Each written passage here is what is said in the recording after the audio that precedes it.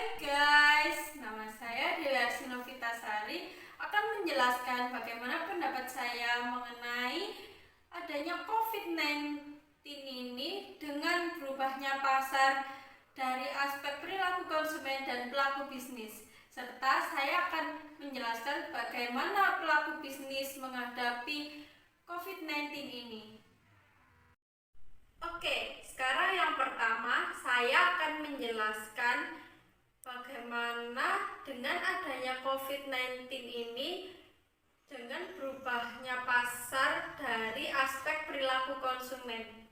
Dengan adanya COVID-19 ini sangat berdampak yang signifikan terhadap perekonomian di negara-negara yang terkena wabah ini, termasuk juga negara Indonesia. Kebijakan yang telah dibuat pemerintah mengenai work from home dan physical distancing pun berpotensi dalam memicu perubahan pada beberapa sektor.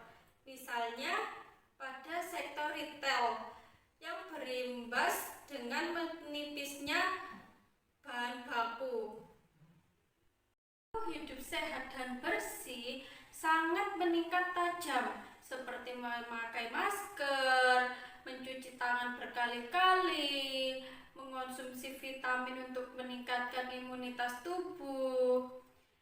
Dengan itu semua membuat masyarakat itu kalap segera membeli masker, hand sanitizer, tisu basah, obat untuk meningkatkan imunitas, hingga semua barang tersebut itu langka, susah dicari di pasaran. Kalaupun ada, itu barang tersebut akan semakin mahal.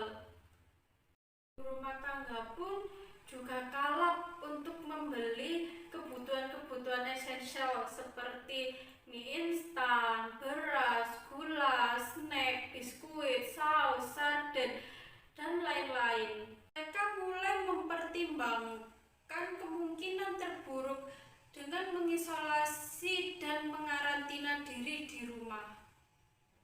Dan konsumen banyak yang berbelanja melalui online, serta banyak yang memesan makanan melalui GrabFood atau GoFood, sehingga membuat penjualan di e-commerce pun meningkat. Untuk saat ini, konsumen tak lagi sensitif dengan perubahan harga. Berapapun harganya, pasti barang itu akan dibeli. Yang kedua, saya akan menjelaskan dengan adanya COVID ini bagaimana perubahan di pasar dari aspek pelaku bisnis. Dengan adanya fenomena COVID-19 ini, pasti dampaknya bagi tiap pelaku bisnis itu berbeda-beda. Misalnya pada pelaku bisnis online, khususnya pada pelaku bisnis e-commerce yang mengalami peningkatan penjualan kebutuhan produk pangan dan kesehatan seperti masker, hand sanitizer, tisu basah, dan lain-lain. Walaupun terdapat potensi perlambatan pengiriman di tengah ramainya pemesanan, pelaku bisnis di e-commerce akan berbeda dengan pelaku bisnis pada sektor perdagangan, khususnya perdagangan dengan Cina. Misalnya permintaan penurunan bahan mentah dari Cina seperti kelapa sawit dan batu bara.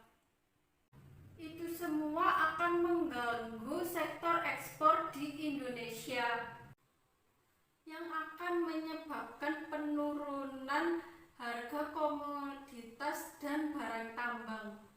Yang terakhir, saya akan menjelaskan bagaimana seorang pelaku bisnis menghadapi wabah COVID-19 ini. Menurut saya, sebagian dari pelaku bisnis akan tetap membuka usahanya untuk memenuhi permintaan konsumen, walaupun saat ini sedang mengalami penurunan, agar perekonomian di Indonesia secara global ini tidak semakin menurun. Dan untuk pengusaha-pengusaha retail, sebaiknya penjualan itu dilakukan secara online saja.